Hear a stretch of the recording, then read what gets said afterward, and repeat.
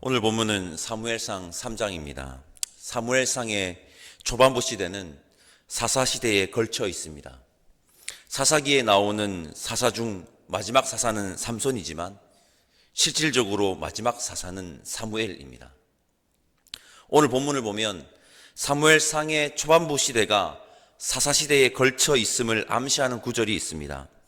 사사시대처럼 여전히 하나님이 빛이 없는 어둠 가운데 있음을 암시하는 구절입니다. 우리 1절 말씀 함께 읽어봅시다. 1절입니다. 함께 읽겠습니다.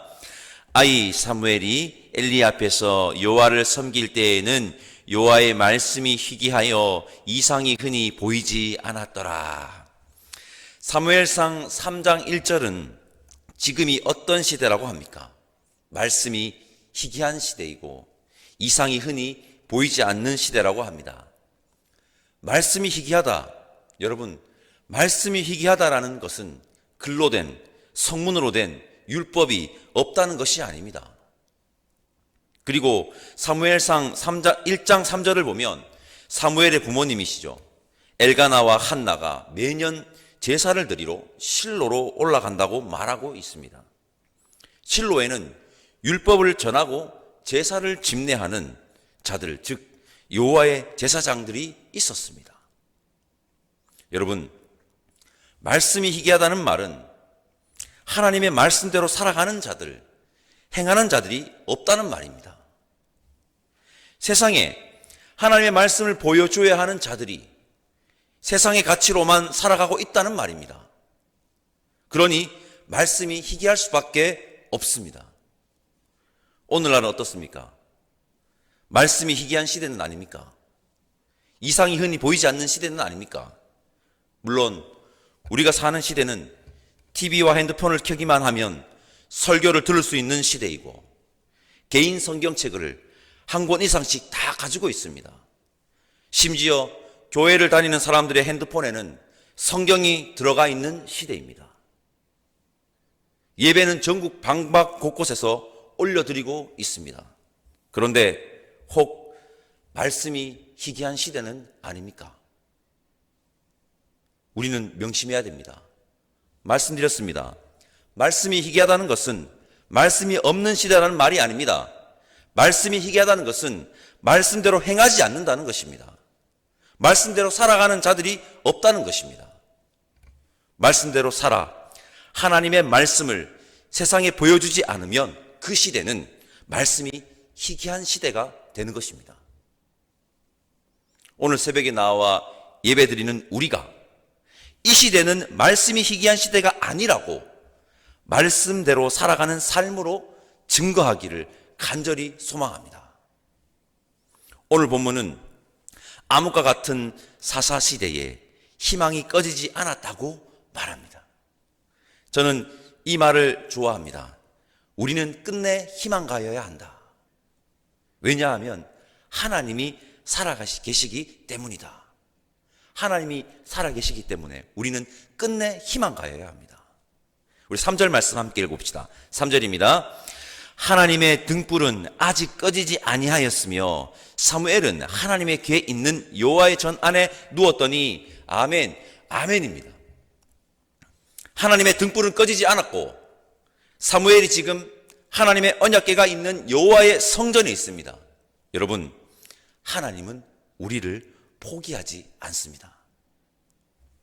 사무엘이 하나님의 언약궤가 있는 여호와의 성전에 누워 있는데 하나님이 사무엘을 부르십니다. 사무엘은 하나님이 부르시는 음성을 엘리 제사장이 자기를 부르는 음성으로 착각하고 엘리 제사장을 찾아갑니다. 그렇게 3번이나 엘리 제사장을 찾아갔습니다. 엘리 제사장은 사무엘이 3번째 자신을 찾아왔을 때 사무엘이 들은 음성이 하나님의 음성임을 직감하고 사무엘에게 하나님의 음성을 들을 수 있게 인도합니다. 엘리 제사장은 참으로 안타까운 제사장이지만 잘한 것은 잘했다고 해야 합니다. 엘리는 그렇게 사무엘을 하나님의 말씀 앞으로 인도합니다. 우리 역시 우리의 다음 세대를 하나님의 말씀 앞으로 인도할 의무가 있음을 기억해야 합니다. 다만 엘리 제사장의 모습이 아닌 우리가 먼저 본을 보임으로 우리의 다음 세대들이 하나님의 음성을 듣고 하나님 말씀 앞에 설 수 있게 인도하는 우리가 되면 좋겠습니다. 저는 이 부분을 묵상하던 중에 문득 이런 생각이 들었고, 이 생각이 듦과 동시에 하나님의 안타까움을 느꼈습니다. 그 시대에 하나님이 사무엘에게만 음성을 주셨을까? 하나님이 사무엘만 불렀을까? 혹시 하나님이 하나님을 믿는다고 하는 수많은 자들에게 음성을 주셨건만 그들이 아무런 반응을 하지 않았던 것은 아닐까 하는 생각이 순간 밀려왔습니다. 아마도 하나님은 우리를 포기하시지 않기에 희망을 이어가기 위해서 수많은 자들에게 안타까운 마음으로 노크하고 또 노크하지 않으셨을까? 그렇게 노크를 하던 중 사무엘이 반응함을 보고는 하나님께서 기뻐하지 않으셨을까 하는 상상을 해보았습니다. 사무엘이 자신의 음성에 반응을 하는 겁니다. 아이 사무엘이 처음에는 엉뚱한 곳을 향해 갔지만 사무엘은 끝내 하나님의 음성에 귀를 기울였군. 하나님과 사무엘은 인격적인 대화를 나누게 되었습니다. 이게 만남이죠. 저는 하나님의 이 기쁨이 사무엘이 마지막 네 번째 하나님의 음성에 제대로 반응할 때 하나님이 사무엘을 2번 부르는 것에서 들어있다고 봅니다. 우리 10절 말씀 함께 읽어볼까요? 10절 함께 읽겠습니다. 여호와께서 임하여 서서 전과 같이 사무엘아 사무엘아 부르시는지라. 사무엘이 이르되 말씀하옵소서 주의 종이 듣겠나이다 하니. 아멘. 지금 이 시대에도 희망을 이어갈 자들을 향해 하나님은 끊임없이 부르실 것입니다. 오늘 함께 예배드리는 우리가 바로 그 음성에 반응하는 신앙을 소유한 자이기를 간절히 바랍니다. 오늘 우리 시대가 하나님의 음성에 전혀 반응하지 않는 영적 무감각의 시대가 아닌 하나님의 말씀에, 하나님의 음성에 제대로 반응하는 영적 감각의 시대가 되기를 바랍니다. 소망합니다. 그렇게 하나님께서 사무엘에게 말씀하시는데, 사무엘에게 하나님이 전해주신 말씀은 엘리 제사장 가문의 심판에 관한 말씀입니다. 제가 12절에서 14절까지 말씀 읽어보겠습니다.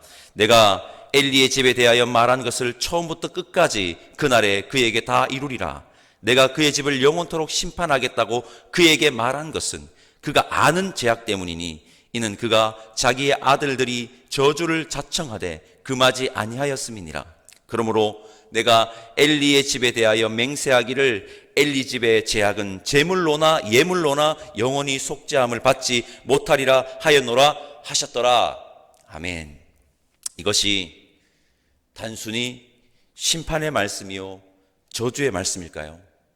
아닙니다. 이것은 엘리 제사장을 위한 말씀입니다. 엘리 제사장을 위한 말씀. 엘리는 사무엘을 통해 하나님의 말씀을 듣습니다. 엘리 제사장 가문이 제물을 드려도 예물을 드려도 그 심판을 피할 수 없다고 엘리 제사장은 사무엘을 통해서 듣습니다. 하나님의 말씀을. 해설가들 대부분은 엘리 제사장이 담담하게 하나님의 뜻을 받아들였다고 보는데 저는 좀 다르게 봅니다. 엘리 제사장의 모습이 너무나도 안타깝고 아쉽습니다. 맞습니다. 심판은 제물과 예물로 그저 제물과 예물을 정성스럽게 드린다고 거두어지는 것이 아닙니다. 그러나 엘리 제사장에게 한 가지 방법이 있지 않습니까? 그것은 바로 진정한 회개입니다. 그 말씀을 듣고 반응하여서 진정한 회개를 하는 겁니다. 저는 사무엘을 통해 엘리 제사장에게 주신 이 말씀이 엘리 제사장에게 지금이라도 회개하고 나에게 돌아와 나의 일을 감당하라는 또 다른 부르심으로 봅니다. 사무엘상 3장에는 2개의 부르심이 있는 겁니다. 여러분 기억해야 합니다. 심판을 멸할 수 있는 것은 진정한 회개밖에 없습니다. 진정으로 회개하고 엘리 제사장이 돌아왔으면 얼마나 좋았을까 하는 생각이 이 본문을 접할 때마다 듭니다. 이것은 두 가지를 우리에게 말합니다. 사사시대는 회개가 없는 시대였다는 것이고, 진정한 회개에서부터 시작된다는 것입니다. 우리는 진정한 회개를 할 수 있는 신앙인이기를 간절히 바라봅니다. 여러분, 우리가 사는 이 시대가 말씀이 희귀한 시대는 아닙니까? 말씀이 희귀하다는 것은 말씀이 없다는 것이 아닙니다. 하나님의 말씀대로 살아가는 자가 없다는 것입니다. 우리가 사는 이 시대는 말씀이 희귀한 시대가 아닌 하나님의 말씀대로 살아가는 자들이 넘쳐나는, 말씀이 실현되는 말씀의 시대가 되기를 바랍니다. 혹 우리가 사는 이 시대가 하나님의 음성을 전혀 듣지 못하는 영적 무감각 시대는 아닙니까? 우리가 사는 시대는 하나님의 음성에 반응하는 자들이 넘쳐나는 영적 감각의 시대가 되기를 바랍니다. 그리고 우리가 사는 이 시대는 회개가 없는 시대가 아니라 회개함으로 회복을 누리는 회복의 시대가 되기를 바랍니다. 그렇게 희망을 이어가는 희망의 시대가 바로 이 시대이기를 간절히 소망하고 바랍니다. 희망을 이어가기 위해서 여러분 필요한 것은 두 가지라고 오늘 본문은 우리에게 말하고 있습니다. 그것은 하나님의 빛이며 여호와의 말씀 앞에 선 그리스도인입니다. 하나님의 빛이 필요하고 여호와 앞에 바로 선 그리스도인이 필요한데, 오늘 이 새벽 함께 예배드리는 우리가 바로 그들이기를 바랍니다. 우리 모두가 하나님의 언약궤가 있는 성전 안에 있었던 아이 사무엘이기를 간절히 소망합니다. 기도하겠습니다. 하나님, 감사합니다. 오늘도 우리를 하나님의 말씀 앞에 세우게 하시니 너무 감사합니다. 우리의 시대를 오늘도 돌아보았습니다. 이 시대에는 하나님을 믿는 자들이, 하나님의 말씀대로 행하는 자들이 되게, 하나님의 음성에 반응하는 자들이 되게, 진정한 회개를 할 수 있는 신앙을 가진 자들이 되게 성령 하나님 우리를 인도하여 주옵소서. 그렇게 이 시대는 말씀이 희귀한 시대가 아닌 말씀이 실현되는 시대가, 하나님의 음성에 반응이 없는 영적 무감각 시대가 아닌 하나님의 말씀에 반응하는 영적 감각의 시대가, 회개가 없는 시대가 아닌 진정한 회개가 있는 회복의 시대가 되기를 원하오니 우리를 사용하여 주옵소서. 감사드리며 이 땅에 진정한 희망으로 오신 예수님의 이름으로 기도드립니다. 아멘. 하늘에 계신 우리 아버지, 아버지의 이름을 거룩하게 하시며 아버지의 나라가 오게 하시며 아버지의 뜻이 하늘에서와 같이 땅에서도 이루어지게 하소서. 오늘 우리에게 일용할 양식을 주시고 우리가 우리에게 잘못한 사람을 용서하여 준 것 같이 우리 죄를 용서하여 주시고 우리를 시험에 빠지지 않게 하시고 악에서 구하소서. 나라와 권능과 영광이 영원히 아버지의 것입니다. 아멘.